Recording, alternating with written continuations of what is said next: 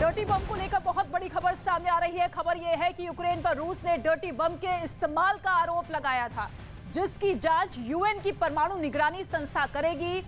आईए के प्रमुख राफेल ग्रोसी यूक्रेन की मांग पर जांच कराने को तैयार है। यूक्रेन के 2 इलाकों की जांच करेगी टीम और ये दोनों जगह जो है वो निगरानी वाले क्षेत्रों में शामिल है। स्पेशल रिपोर्ट में आपके लिए एक बहुत ही खास पायलट की जानकारी मिलेगी, जिसके बारे में पुतिन लगातार पता लगाने की कोशिश कर रहे हैं।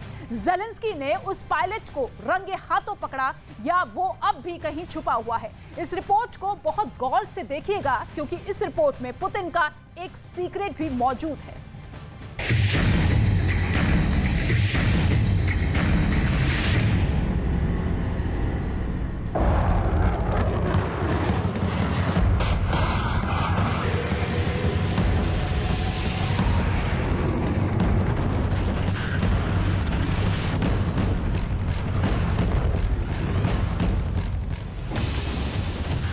पुतिन का फाइटर बहुत नीची उड़ान भर रहा था।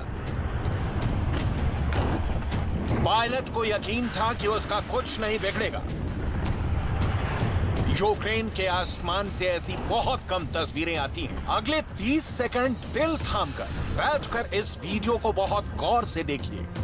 ये है रूस का बॉम्बर फाइटर सुखोई 25। ये जहाज यूक्रेन की फॉर्मेशन को बहुत ज्यादा नुकसान पहुंचा चुका है। अचानक इस विमान से एक मिसाइल टकराती है और इस फाइटर का मिशन ओवर हो जाता है। मिसाइल टकराए, पायलट के हेलमेट में लगे कैमरे में जो वीडियो रिकॉर्ड हुआ वो एक बार फिर देखिए।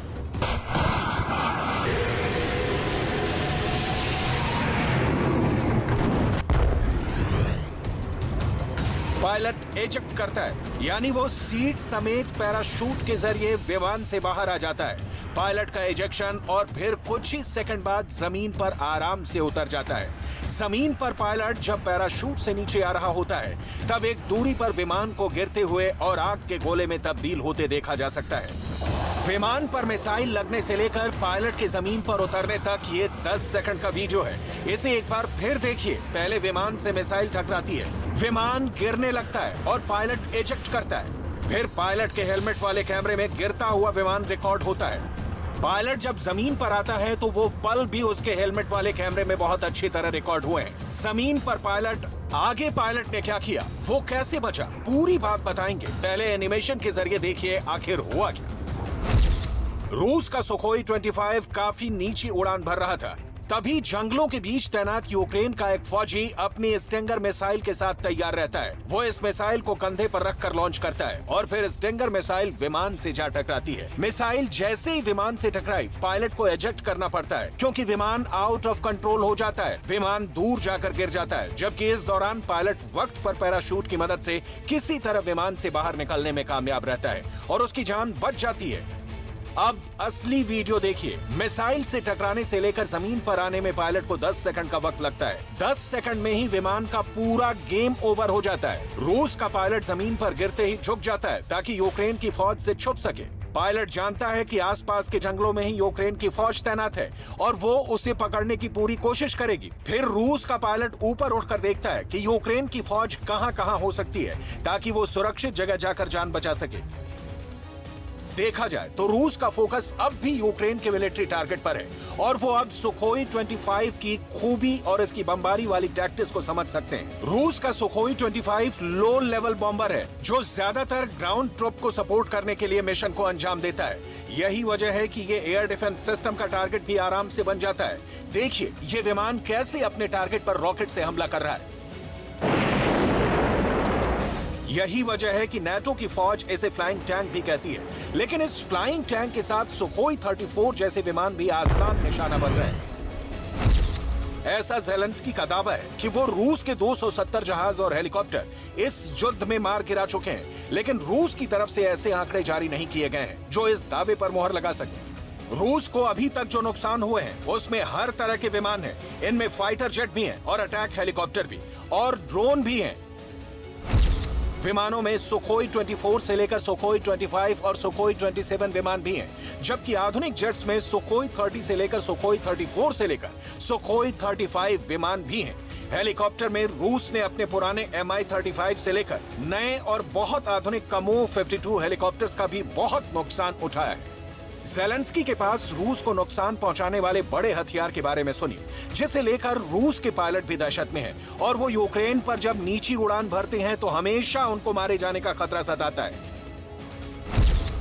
ये हैं मैनपैड्स, यानी man portable air defence system, जो आमतौर पर कंधे पर रखकर ऑपरेट किया जाता है, या कहें कि ऐसी मिसाइल जो एक फौजी कहीं भी उठाकर ले जा सकता है और वो उसे अकेला फायर कर सकता है। ये ऐसी मिसाइल होती है जो 5000 मीटर की रेंज तक दुश्मनों के विमानों, उनके हेलीकॉप्टर और ड्रोन को मार गिरा सकती है। ऐसे ही कुछ हमलों के वीडियो देखिए जिसमें रूस के फाइटर जेट और हेलीकॉप्टर अमेरिका से मिली स्टिंगर मिसाइल के टारगेट बने हैं। देखिए कैसे रूस का एक बॉम्बर जब यूक्रेन में काफी नीचे उड़ रहा था तब उसे स्टिंगर मिसाइल से निशाना बनाया गया। देखिए एक और वीडियो जिसमें रूस का एक कमोव हेलीकॉप्टर स्टिंगर मिसाइल का शिकार बन गया। यूक्रेन के पास इस वक्त करीब 1000 से ज्यादा स्टिंगर मिसाइल है जो उसे अमेरिका से मिली है। स्टिंगर को लेकर रूस के पायलट्स में कितनी दहशत है वो यूरोप के अखबारों और मीडिया की हेडलाइन देखकर समझ सकते हैं। सब बता रहे हैं कि कैसे रूस के जहाज यूक्रेन को मिले स्टिंगर मिसाइल के सॉफ्ट टारगेट बनते जा रहे हैं और उनके लिए रूस के फाइटर को गिराना कोई बड़ी बात नहीं है। आमतौर पर यूक्रेन के रेडार से बचने के लिए रूस के फाइटर जेट नीची उड़ान भरते हैं, लेकिन ऐसे में वो स्टिंगर जैसे एयर डिफेंस सिस्टम की रेंज में आ जाते हैं। यूक्रेन के पास स्टिंगर मिसाइल ऐसे विमान को गिराने की ताकत है जो 5000 मीटर से कम ऊंचाई पर उड़ान भर रहे विमानों की बहुत बड़ी दुश्मन है। यूक्रेन को मिले एयर डिफेंस सिस्टम अब रूस के इस फाइटर के लिए यमराज साबित हो रहे हैं। रूस का सुखोई 25 बॉम्बर नीचे उड़ते हुए यूक्रेन की फौज पर जबरदस्त बमबारी करता है और इसी की वजह से ज़ेलेंस्की की फौज कई फ्रंट हार चुकी है। ऐसे ही विमानों को अब यूक्रेन में बहुत संभल कर उड़ना होगा क्योंकि वो नॉर्वे और अमेरिका के बनाए गए नेसम सिस्टम की मिसाइल का आसान निशाना बन सकते हैं। ज़ेलेंस्की की फौज अभी तक बाहर से सप्लाई किया गया जो एयर डिफेंस सिस्टम इस्तेमाल कर रही है उनमें सबसे ज्यादा दागी गई मिसाइल स्टिंगर है, जिसने रूस के हेलीकॉप्टर्स और नीचे उड़ने वाले जहाजों को बहुत नुकसान पहुंचाया है। लेकिन स्टिंगर 5000 मीटर की ऊंचाई तक उड़ने वाले टारगेट पर ही हमला कर सकती है, जबकि नेसम्स मिसाइल 21000 मीटर की ऊंचाई पर उड़ रहे फाइटर जेट को गिरा सकती है। यूक्रेन युद्ध में ज़ेलेंस्की नए हथियार दिखा रहे हैं और पुतिन उन आधुनिक वेपन सिस्टम को बहुत ही तैयारी के साथ खत्म भी करते जा रहे हैं। इसमें कोई दो राय नहीं कि ज़ेलेंस्की के लॉन्ग रेंज वाले हथियारों ने रूस को बहुत ज्यादा नुकसान पहुंचाया है। रूस का रक्षा मंत्रालय ऐसे ऑपरेशन के वीडियो भी जारी कर रहा है जिसमें यूक्रेन के लंबी दूरी के हथियारों को तबाह किया गया है। इन ऑपरेशंस में रूस ने सुखोई 25 फाइटर जेट के साथ कमोव 52 भी इस्तेमाल किए, जिनकी हवाई बमबारी में ज़ेलेंस्की के कई अड्डे उड़ गए। साथ में मल्टी बैरल रॉकेट लॉन्चर से भी बारूद की बारिश की जा रही है। इन हथियारों से ऐसे अड्डों को टारगेट किया जा रहा है जहां पर ज़ेलेंस्की के लॉन्ग रेंज वाले वेपन सिस्टम रखे गए हैं। साथ में पुतिन के टारगेट पर ज़ेलेंस्की के बिजली घर भी हैं। В течение суток вооруженные силы Российской Федерации продолжали нанесение ударов высокоточным оружием большой дальности воздушного базирования по системам военного управления и энергетики Украины. Все назначенные объекты поражены. फिलहाल पुतिन ईरान के ड्रोन भी बहुत ज्यादा इस्तेमाल कर रहे हैं, जिनसे कीव पर भी लगातार हमलों ने ज़ेलेंस्की की नींद उड़ा दी है। पुतिन ने अभी तक यूक्रेन के पावर स्टेशन पर जो हमले किए हैं उसकी वजह से यूक्रेन के करीब 1200 छोटे बड़े शहरों और गांवों में पूरी तरह ब्लैकआउट वाली हालत में है। 7 अक्टूबर के बाद से यूक्रेन के बड़े बड़े शहरों में 70 से ज्यादा लोगों की मौत हुई। रूस ने यूक्रेन के 30 से 40% बिजली सप्लाई वाला सिस्टम तोड़ कर रख दिया है। यूक्रेन की फौज के सामने रूस की सेना खड़ी है, लगातार हमले हो रहे हैं, तो दूसरी तरफ शहरों और रिहायशी इलाकों में ज़ेलेंस्की के सामने ठप हो चुकी बिजली को ठीक करने का भी चैलेंज है। खतरा इसलिए भी बड़ा है क्योंकि कड़ाके की सर्दी आने से पहले अगर बिजली वाला सिस्टम ठीक नहीं किया गया तो ज़ेलेंस्की का बंकर भी जम जाएगा, क्योंकि उनका जनरेटर भी कब तक चलेगा इस बात का खतरा खुद ज़ेलेंस्की को भी है।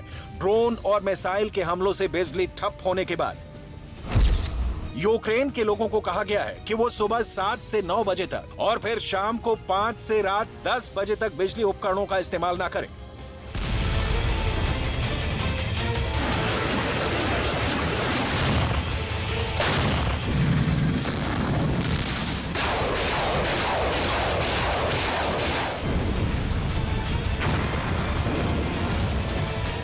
частині території нашої держави, де електрика була відключена внаслідок сьогоднішнього удару, вже вдалося відновити енергопостачання.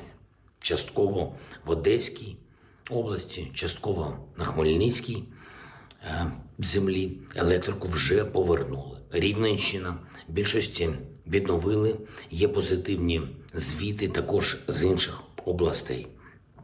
Але у багатьох містах, у багатьох районах відновлювальні роботи ще тривають. Намагаємось якнайшвидше повернути людям світло.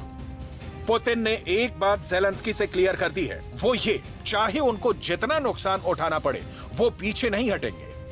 पुतिन का इरादा साफ है कि वो कीव को घुटनों पर लाने के लिए कुछ भी कर गुजरने को तैयार है।